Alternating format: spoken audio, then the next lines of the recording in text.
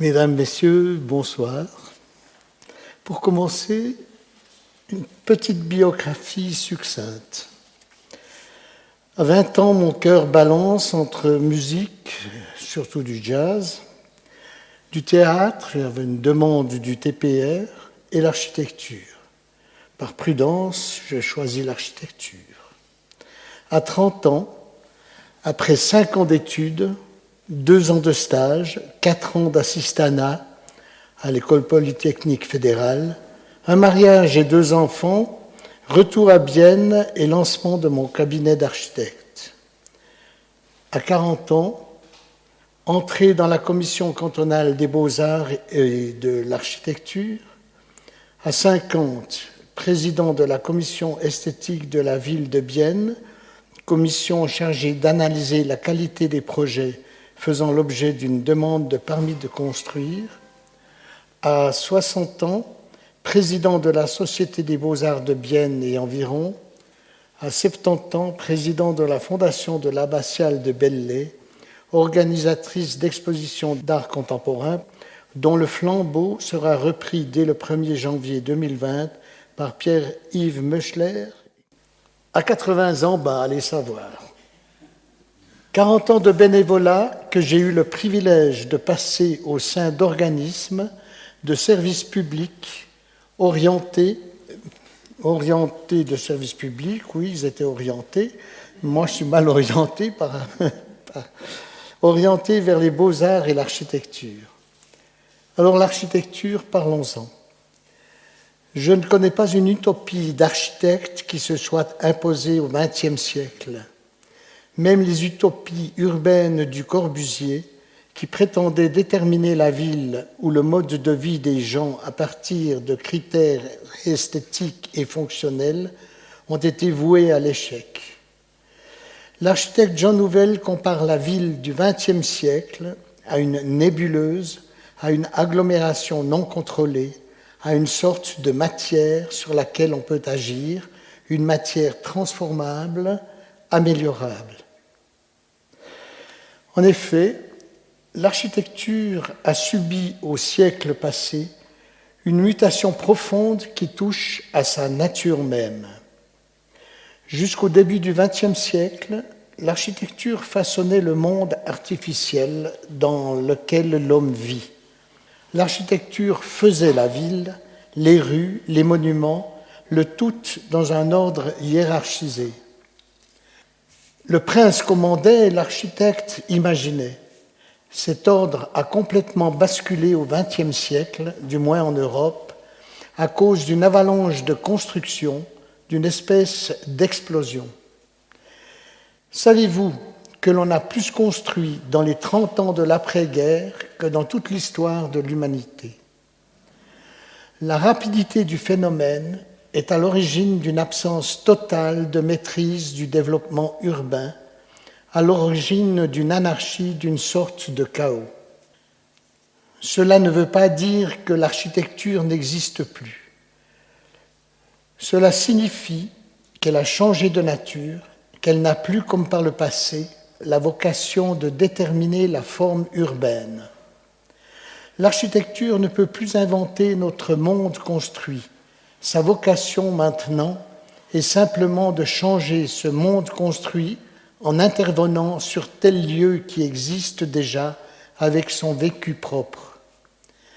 Le travail de l'architecte aujourd'hui consiste à valoriser la ville en tenant compte de ce qui existait hier ou de ce qu'il en reste et de l'améliorer. C'est un travail passionnant, mais qui est le contraire de l'utopie, de la mégalomanie. On peut faire de l'architecture dans la matière préexistante, dans un espace préexistant. Cela reste une inscription d'un acte de culture dans l'espace. Un grand nombre de bâtiments se sont transformés et enrichis avec et par le temps. Historiquement, les constructions urbaines ont toujours été récupérées, modifiées, réutilisées, et c'est ce qui fait la beauté des villes. La folie triomphaliste de l'après-guerre a fait coïncider le concept de construire avec celui de construire du nouveau en dehors des villes. Aujourd'hui, avec la crise des espaces, il est de plus en plus clair que construire veut dire aussi intervenir sur ce qui existe déjà. Le réaliser n'annule pas la notion de modernité. Imaginer aujourd'hui l'évolution de la ville à partir d'hypothèses, à partir d'une vision utopique, me semble être une démarche vouée à l'échec, car l'expérience, l'histoire le démontre que toute stratégie peut être cassée à tout instant par des décisions politiques ou économiques qui viendront en modifier les conditions. Je ne perçois pas l'évolution que je viens de décrire comme une chose négative, comme une vision pessimiste. Notre époque vit d'inventions prodigieuses, essentiellement dans les domaines de la communication et de la vitesse. Bienne, Soleure, Berne, Neuchâtel ne sont bientôt plus qu'une ville ou qu'un réseau étroit de villes, une nébuleuse. Un habitant des Champs de Bougeant est aussi rapidement à Soleure qu'à Nidau. Je pense qu'il faut arrêter de rêver du passé, de regretter la ville ancienne et valoriser cette nouvelle liberté offerte par la communication et la vitesse, même si elle est liée à un certain chaos. Communication et vitesse vont changer le mode de vie des gens. Jusqu'au début du XXe siècle, tous les gens d'une même classe sociale vivaient à peu près de la même façon, selon certains codes et modes de vie établis par les pouvoirs décisionnels. Le développement de la ville obéissait à une optique planificatrice, déterminant mode et qualité de vie. En résumé, l'architecture faisait la ville et définissait les modes de vie des gens. Les fonctions d'un appartement, les relations entre ces fonctions étaient bien définies, codifiées. Aujourd'hui, on ne dessine plus un appartement de la même façon, car il y a multiplication des modes de vie selon les générations, selon des comportements différents qui changent en permanence et de plus en plus rapidement. Cette mutation, valable pour l'appartement, est valable pour tout autre programme constructif, ainsi que pour l'espace urbain. Ainsi, l'architecte, l'urbaniste ont de moins en moins de repères, de références pour exercer leur métier. On est dans le flou. Une catastrophe, je ne pense pas. Il faut considérer cette absence de référence, cette espèce de vide, comme une possible libération de l'espace, au même titre que la libération offerte par les nouveaux phénomènes de vitesse et de communication. Dans l'idée de libération, il y a le concept de flexibilité. La maison ou l'appartement d'aujourd'hui sont encore la plupart du temps considérés comme des volumes immuables dans lesquels l'usager n'a aucun moyen d'intervention. Il s'agit d'un héritage très ancien, au contraire de l'architecture paysanne qui était traditionnellement évolutive. Quand on avait un enfant, on rajoutait une chambre. L'architecture aristocratique et bourgeoise était plutôt monumentale et figée. Nous vivons encore en grande partie sur cet héritage auquel vient s'ajouter le conservatisme de toutes les réglementations et de tout le système de production du monde bâti, promoteur, financier, banquier. Cette situation est naturellement à l'opposition d'une libéralisation de l'espace, d'une flexibilité seule à même de répondre à la multiplication de plus en plus rapide des modes de vie et de leur mutation. Ma vision de la ville n'a pas de forme, ne peut pas être dessinée, visualisée. Ma vision se résume en un processus où les gens et leur mode de vie seraient à l'origine d'un développement urbain que je ne connais pas, mais qui idéalement correspondrait à leurs rêves. La véritable utopie aujourd'hui réside dans la mise en place de ce processus. Cependant, le rêve du plus grand nombre réside encore dans le mythe de la maison individuelle. La ville de Bienne a laissé se développer au rite de Madrech une zone de maisons individuelles friande d'une consommation d'espace importante. Vous en avez là un exemple. Vous en avez un deuxième dans cette zone-là, aussi du rite de Madrech, où vous voyez ici en bas un complexe d'habitation que j'ai pu réaliser sur la base d'un concours et réalisé pour une coopérative d'habitation. C'est donc au rite de Madrech, juste en dessous de l'hôpital, de la clinique des Tilleuls. Dans ce complexe d'habitation, on a une quarantaine de logements. Regardez ici, dans ce quartier, la dizaine de maisons individuelles. Vous pouvez loger le même quartier, enfin cette nouvelle réalisation.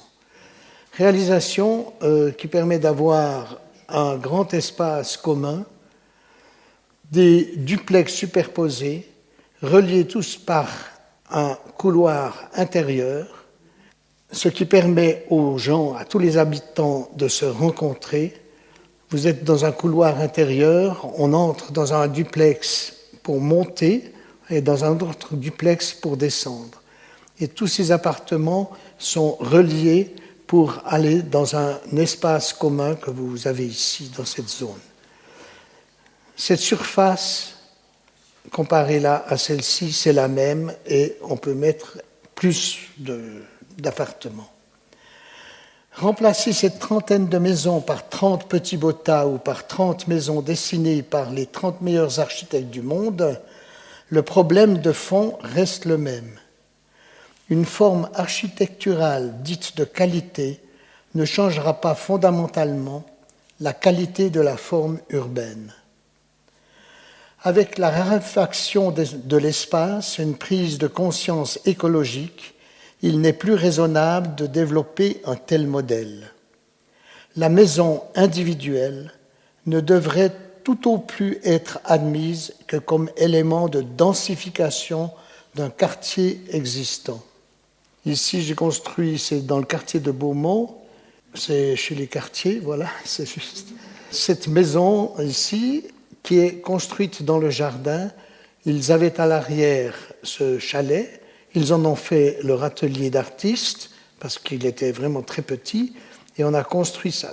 Donc là, je pense que dans des quartiers comme ça, c'est positif et de construire et de densifier les quartiers. Vous avez un autre exemple que certains connaissent, c'est la maison là qui a été construite dans le terrain du chalet qui est à côté, ou, troisième exemple, cette maison au chemin du Clos, je crois que c'est le chemin du Clos, construite entre deux petits chalets. Vous aviez une famille là qui a eu 2 enfants, il a fallu agrandir et naturellement, moi je ne voulais pas faire un grand chalet de ce petit chalet, donc on a à côté un cube, ici vous voyez, qui est relié simplement au chalet existant par une passerelle. Cependant, le rêve de la maison individuelle recouvre des besoins et des désirs humains absolument légitimes. Un besoin de personnaliser son cadre de vie, une possible relation avec un environnement naturel et un équilibre entre individuel et collectif, entre privé et public. Le challenge, l'utopie, c'est de mettre en place un processus de développement qui tienne compte des désirs humains et légitimes exprimés à travers l'objet maison individuelle. Ce processus de développement est par définition dépendant d'une volonté et d'une action politique. La gestion d'un environnement bâti, acte politique par excellence, est totalement pluridisciplinaire. Elle touche tous les domaines, le social, l'économique, le culturel, la technique, la santé, la sécurité. Dans notre système actuel, chacun de ces domaines vit sa propre vie, à sa propre logique planificatrice, sa propre administration cloisonnée. L'administration d'une ville est ainsi sectorisée, la plupart du temps sans connexion créatrice entre les domaines. Il est temps de passer d'une planification urbaine à un véritable management urbain, d'une logique planificatrice à une logique habitante qui suppose une synthèse de tous les domaines touchant notre cadre de vie et qui englobe une forme de participation de l'habitant dont les modalités restent à définir. Ce qui m'interpelle, ce ne sont pas les élucubrations architecturales, l'esthétique architecturale qui, on l'a vu, ne change rien au problème de fond, mais l'arrière-plan politique de la situation, à savoir les services publics ou administrations d'une ville qui ne tirent pas à la même corde, qui n'ont pas de vision commune, qui planifient leurs domaines respectifs sans connexion. Le développement de notre ville, d'ailleurs de la majorité des villes, résulte encore de la planification, c'est-à-dire de l'établissement de plans de zone, de plans de circulation, de planification en périphérie. Or, la ville de Bienne existe. Le principal est construit. Son développement doit se faire vers l'intérieur, où elle dispose encore d'importantes réserves d'espaces constructibles et d'espaces construits susceptibles d'être recyclés, optimisés. Pensez à la réserve d'espace qui va du Palais des Congrès jusqu'à Mâche ou à Bougeant. Pensez aux réserves d'espace non utilisées au niveau des toitures du bâti existant. C'est au pouvoir politique et à l'administration de mettre en place un système de management permettant un développement vers l'intérieur réussi. Il faut oublier un esprit de planification fixant des taux d'occupation ou autres critères chiffrés, 30% de logements par-ci, 60% par-là. Le management urbain doit être basé sur un esprit de flexibilité et de négociation. La qualité d'un quartier dépend plus de la manière d'assembler les fonctions de travail, d'habitat, de consommation que d'une approche quantitative. Un management urbain évolutif ne peut pas se faire avec des règles constructives figées qui sont pensées pour empêcher le pire, mais qui empêchent souvent le mieux. Ma vision de la ville, mon utopie, c'est un processus qui se résume en termes de flexibilité, de communication, de participation. Flexibilité de l'architecture et de l'urbanisme pour la matérialisation. Communication pour une pensée administrative globale interactive, le tout avec une participation du principal intéressé, l'habitant. Je suis au regret de vous dire que ce n'est donc pas aujourd'hui que je vous proposerai de raser les Alpes pour que l'on voie la mer, comme le dit Michel Buller dans une de ses chansons, ou de raser la digue des chemins de fer pour qu'enfin on voit le lac depuis la place centrale. Vous êtes probablement tous allés à l'école. Vous avez eu des leçons de chant qui vous ont ouvert à la musique, à son écoute, peut-être même à la pratiquer. Vous avez eu des leçons de dessin. Vos professeurs, vos parents vous ont peut-être même conduit dans un musée. Vous avez eu des leçons de littérature qui vous ont ouvert les yeux sur le monde. Mais dans cette chère école, vous a-t-on jamais parlé de ce qui meuble quotidiennement notre vie, ce à quoi on ne peut échapper ni de jour ni de nuit, à savoir notre environnement bâti, composé de bâtiments, d'espaces intérieurs et extérieurs. Vous n'avez plus envie de musique, vous pouvez tourner le bouton. Vous n'aimez pas le travail d'un artiste, vous pouvez renoncer à voir son exposition. Un livre vous ennuie, vous pouvez le fermer. Mais vous ne pourrez jamais éviter l'espace de votre intérieur, les espaces du chemin qui vous mène à vos occupations. Dans la vie courante, il n'existe que peu d'endroits où l'on puisse échapper à l'empreinte de l'homme sur l'environnement bâti.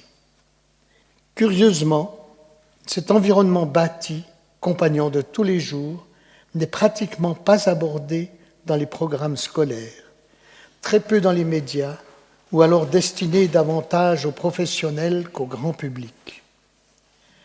Ce manque de sensibilisation se concrétise dans le résultat des votations relatives à l'espace public.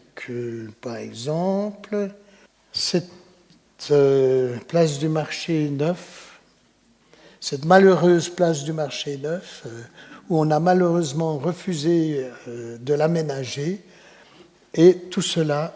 Prenez la place de la gare, c'est pareil, et la place du marché neuf. Les opposants ont gagné, malgré la prise de position positive de leurs parlementaires.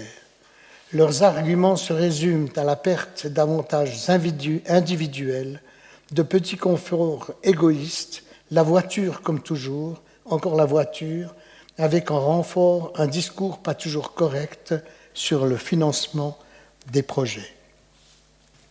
J'ai eu la chance de construire à cet endroit, suite à un concours, le bâtiment de la Migros. Là, je vous raconte une anecdote, dans le sens que c'est pas toujours facile de travailler avec les maîtres d'ouvrage.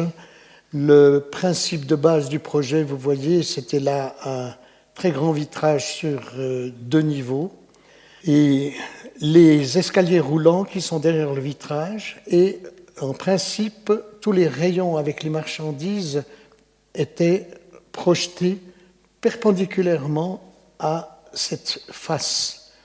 Cela signifiait que l'acheteur était toujours, en se promenant dans les rayons, était toujours en relation avec la place qui devrait être très belle, mais c'était un principe. De même, là, cette partie qui paraît un peu curieuse ici en bas et qui se prolonge aussi sur la façade nord, en verre translucide, cette partie était prévue comme une grande lampe. Elle devait être allumée, enfin en fin de journée, le soir. Donc, dans cette partie-là, les rayons étaient perpendiculaires à la façade de manière à ce qu'on puisse accéder aux éléments de façade et de changer les lampes, enfin, de faire l'entretien nécessaire. La Migros était représentée dans le jury. Là, ils ont accepté, ce n'étaient pas les mêmes personnes qui, au moment de la construction, le projet a passé dans les mains des commerciaux et qui ont découvert qu'ils pouvaient gagner quelques mètres linéaires de rayons de vente en bouchant, en mettant des rayons derrière la rampe et contre les façades. Donc, cette lampe, tout cet élément ici, là, que vous voyez par là, ça, c'est assez bizarre, ça apparaît bizarrement comme ça, mais l'esprit du projet a été complètement dénaturé au moment de l'occupation interne des locaux.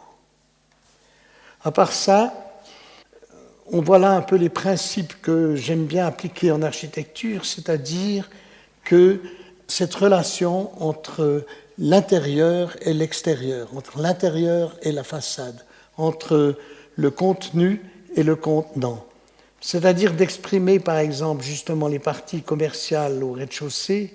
Vous avez en haut une série de studios qui sont sur la place, et ici de l'administration, des parties administratives de la Migros, et là avec des éclairages très particuliers sur 2 niveaux, des salles de gymnastique, etc. pour les cours Migros.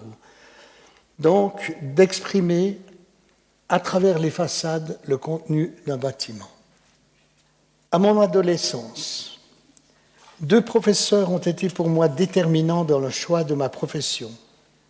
Luc Monnier, professeur de dessin, et Bruno Kerli, professeur de français. Ce dernier montait chaque année avec les élèves une pièce de théâtre donnée en public au Capitole ou à la Maison du Peuple. Luc Monnier étant responsable des décors dont il me confiait la conception et la réalisation. C'est ainsi que j'ai pris conscience de l'importance d'une vision dans l'espace, comment l'interprétation d'un texte se traduisait par des mouvements de personnages, mouvements déterminants dans la conception des éléments d'un décor. Un exemple, pour les mariés de la Tour Eiffel de Jean Cocteau, la mise en scène nécessitait une quantité importante de changements rapides de décor. J'ai proposé de construire une série de Toblerones géants pouvant être facilement déplacés et tournés sur eux-mêmes par les acteurs, offrant ainsi une infinie possibilité de décor par une présentation au public des compositions faites de faces peintes ou dessinées. À la même époque, Luc Monnier était mandaté pour réaliser une exposition de tableaux sur le thème art et culte. L'exposition devait avoir lieu à la salle Farel et Luc Monnier m'a confié la tâche de réaliser le plan de l'exposition ainsi que sa matérialisation. Inventer un système de panneaux permettant de réaliser un plan libre, définissant une succession d'espaces conçus en fonction d'un accrochage, m'a fait découvrir l'importance du rapport entre contenant et contenu. Imaginer le futur spectateur se déplacer dans l'espace, passer d'une œuvre à l'autre, percevoir à chaque pas une nouvelle perspective ou vision spatiale différente, m'a fait découvrir la vraie notion de l'architecture qui ne se définit pas uniquement par une longueur, une largeur et une hauteur. L'architecture n'est pas, contrairement à la peinture ou à la sculpture, que ou tridimensionnelle. Elle se définit par une quatrième dimension qui est le temps et le déplacement, l'espace-temps, ce qui me fait dire que l'architecture ne peut être décrite, elle ne peut être que vécue. Il existe, je pense, une réelle dépendance entre architecture et politique. En France, le rococo avait été le style des salons aristocratiques et comme tel, il fut détruit par la Révolution au nom de l'idéal classique. En 1933, les nazis prennent le pouvoir en Allemagne et cela entraîne la fin du Bauhaus. Les architectes allemands émigrent en Angleterre où va se développer le mouvement fonctionnaliste. L'Italie en vint à adopter le pire académisme d'arcs et de colonnes, comme à l'exposition de 1942, à cause d'un fait politique, l'alignement de l'Italie sur la politique allemande, c'est-à-dire l'influence obscurantiste de la culture nazie. À l'échelon purement local, la relation architecture et politique est également présente.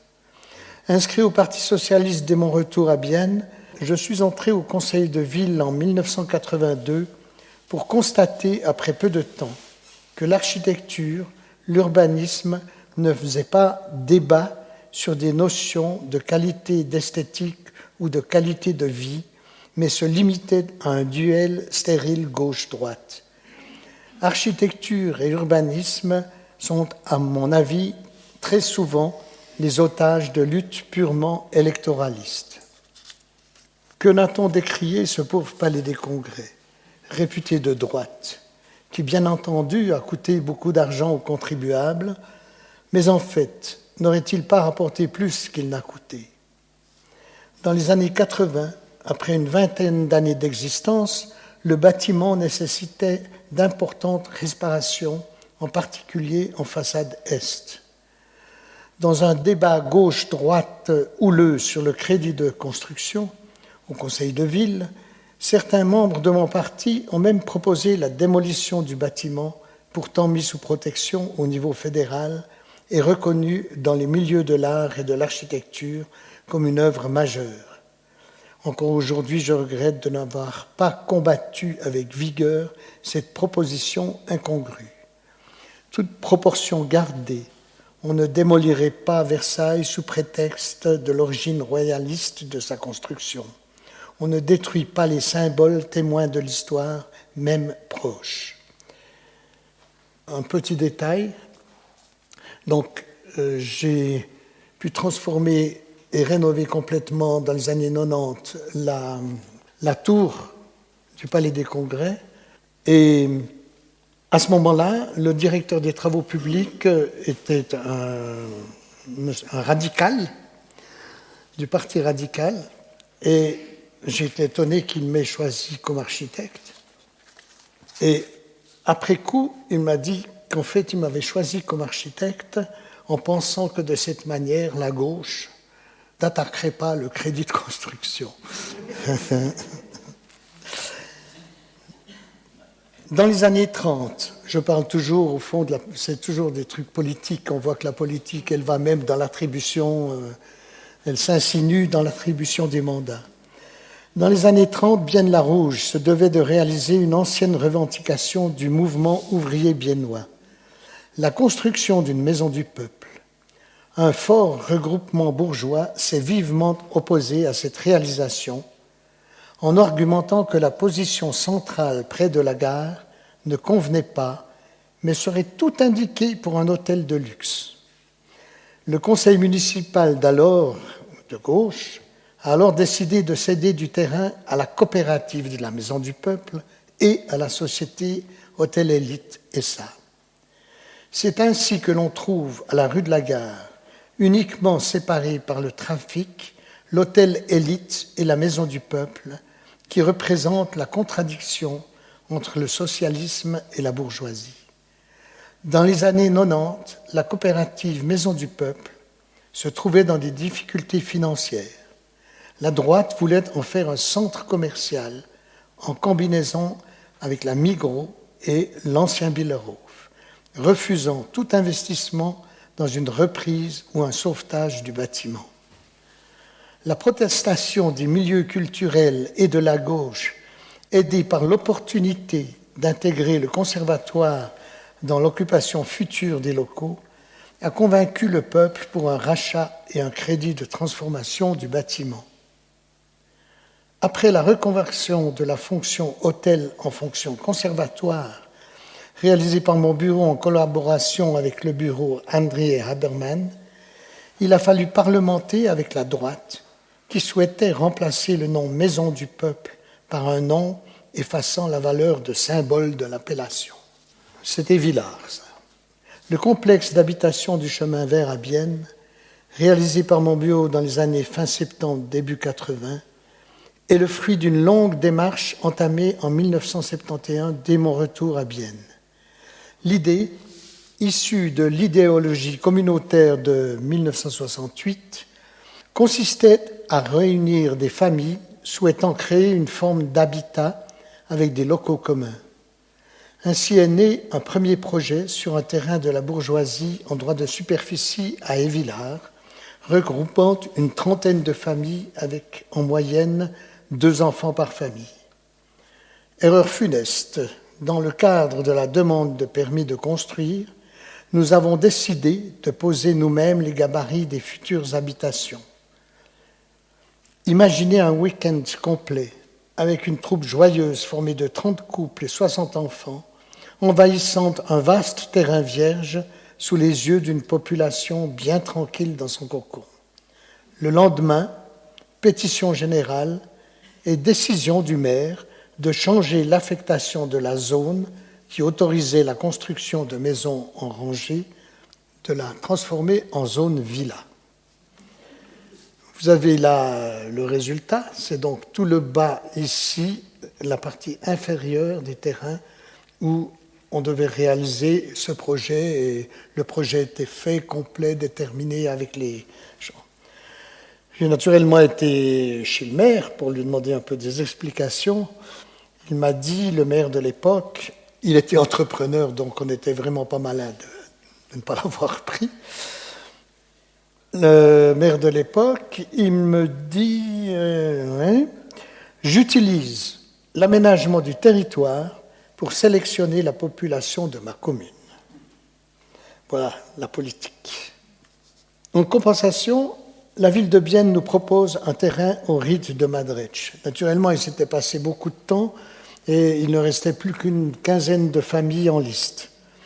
Rebelote, permis de construire, pétition, on était dans une année d'élection, le candidat socialiste du quartier, mis sous pression, intervient auprès du conseil de ville à majorité de gauche qui ne nous octroiera pas le droit de superficie, mais nous proposera le terrain du chemin vert.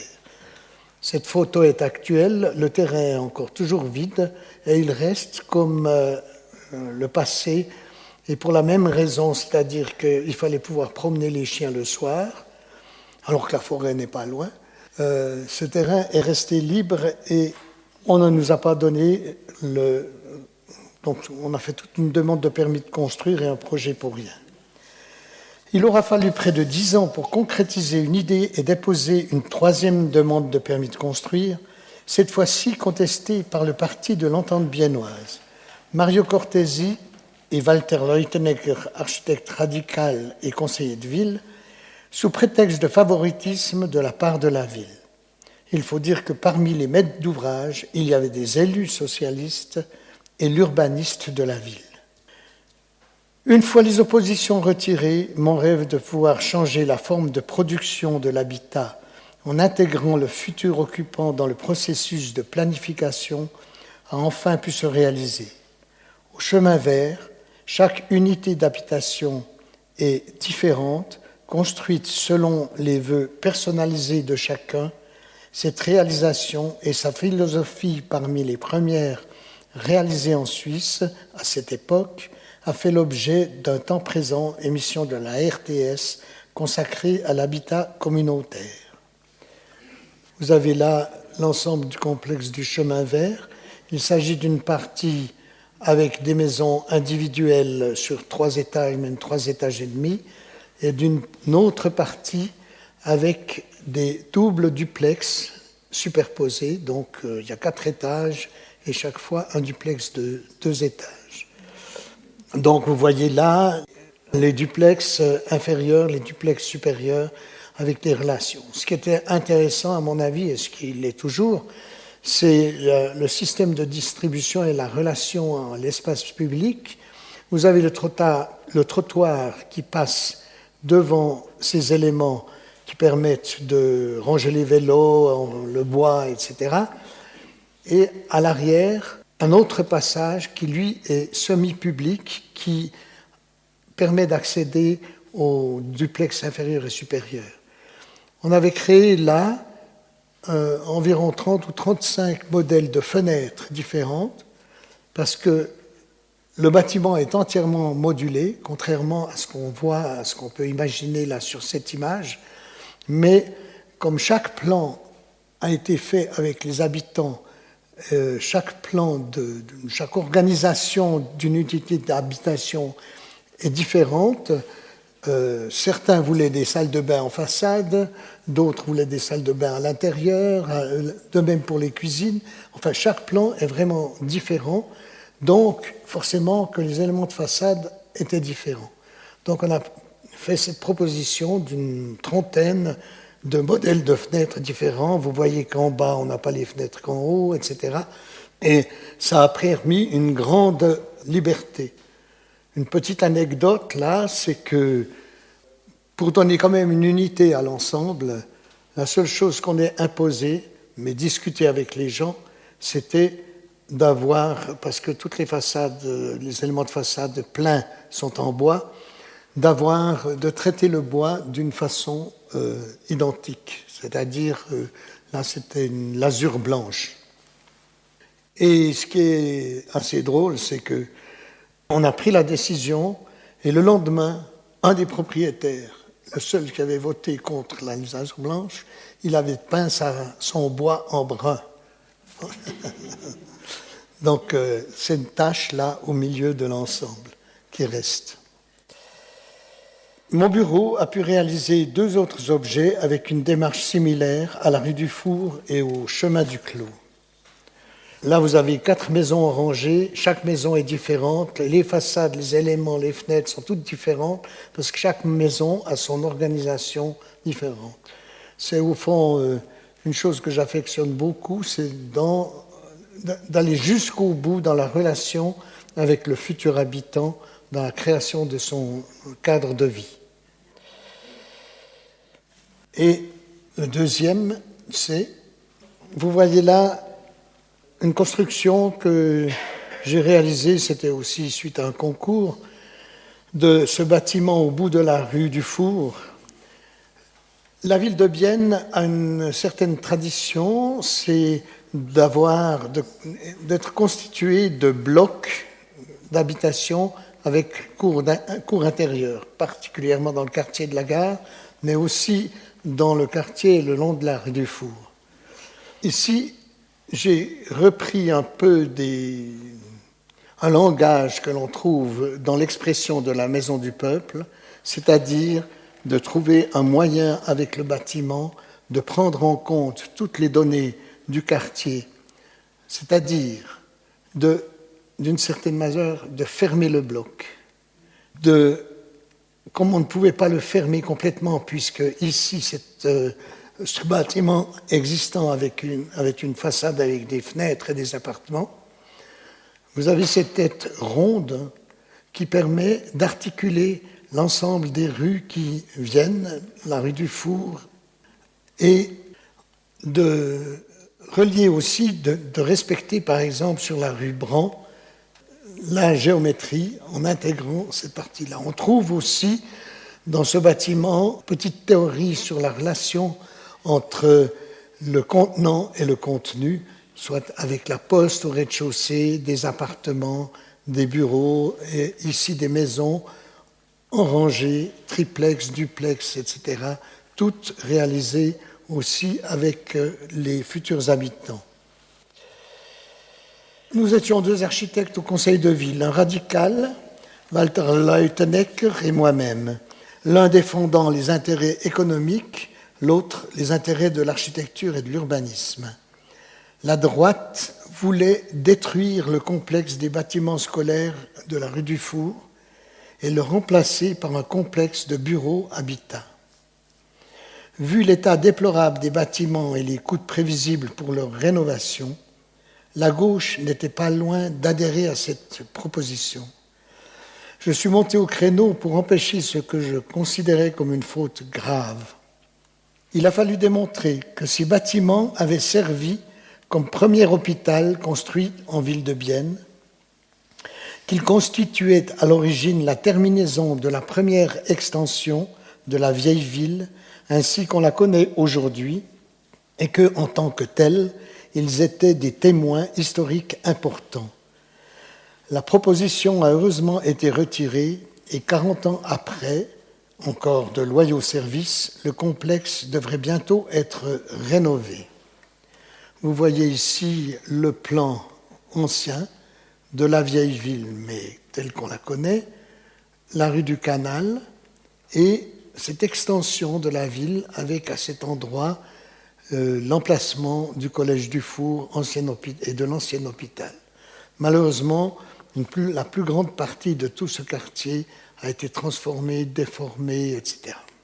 Pour donner suite au départ d'une partie des services publics en d'autres lieux, les 3 bâtiments bourgs 21, 27 et 29 devaient être rénovés pour permettre l'intégration de la police municipale et de la salle du conseil de ville.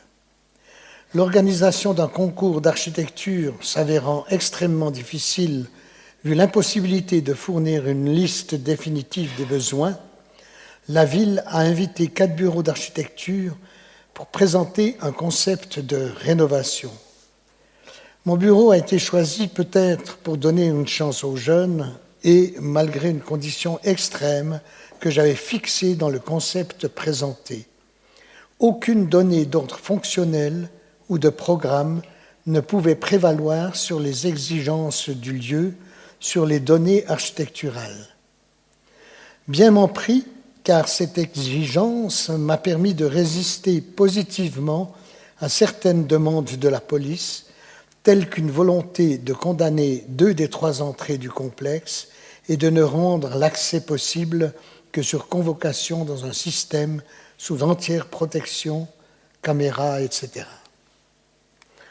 Détail piquant concernant cette transformation. Le mur intérieur est de la salle du conseil de ville hébergeait apparemment depuis les années 30, puisqu'elle représentait entre autres la gare et la maison du peuple, une fresque d'une dizaine de mètres carrés, mal placée par rapport à la future galerie nord. Interdiction d'y toucher de la part des monuments historiques et des travaux publics. Solution possible étudiée, décoller l'œuvre de son support et la placer dans un autre bâtiment, la stocker dans les archives du canton ou de la ville, des dizaines de milliers de francs. Après avoir fouiné dans les documents de l'époque et découvert sur les factures du peintre chargé de la rénovation que la fresque avait été peinte par lui-même et offerte à la ville en remerciement pour l'attribution de son mandat, Travaux publics et monuments historiques ont donné le feu vert pour la suppression de l'œuvre. Pour moi, cette découverte l'avait rendue intéressante. Résultat, elle est toujours là, documentée et protégée, recouverte d'un crépissage. Il y a entre architecture et société des rapports essentiels. L'architecture est non pas l'expression d'une société, comme on le dit souvent, mais celle des pouvoirs qui la dirigent. Ces pouvoirs s'expriment en définitive à travers des lois et règlements qui régissent notre environnement bâti. On peut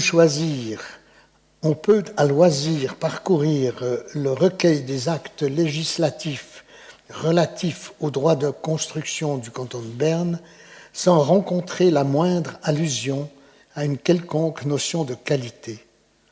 Les seuls articles de la loi concernant l'intégration et la forme des bâtiments ont un caractère défensif et ont pour but d'éviter le pire. Or, on ne peut être défensif et créatif à la fois. Der Bürger hat anständig zu bauen, spécifiait en substance un article d'un ancien règlement de construction de la ville de Berne. Cette magnifique profession de foi déclarait, en mettant chaque citoyen dans sa responsabilité, la qualité architecturale des constructions et leur harmonie avec les perspectives et les sites environnants d'intérêt public. C'était reconnaître que la fonction architecturale est une fonction sociale majeure dont le but est d'assurer l'épanouissement de l'homme et dont la logique de production est celle d'une œuvre. Notre siècle a vu progressivement l'architecture passer du type de production œuvre au type de production produit ou marchandise.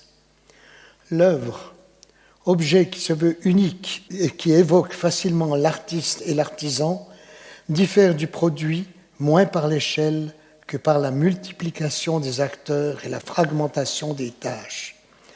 De l'architecte à l'ingénieur, puis au financier, se déroule peut-être en raccourci l'histoire des professions qui ont successivement dominé la construction.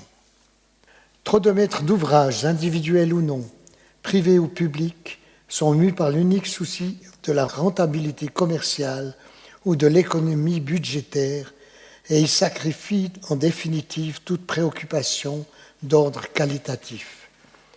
N'importe qui peut trop souvent construire n'importe quoi, n'importe où, n'importe comment.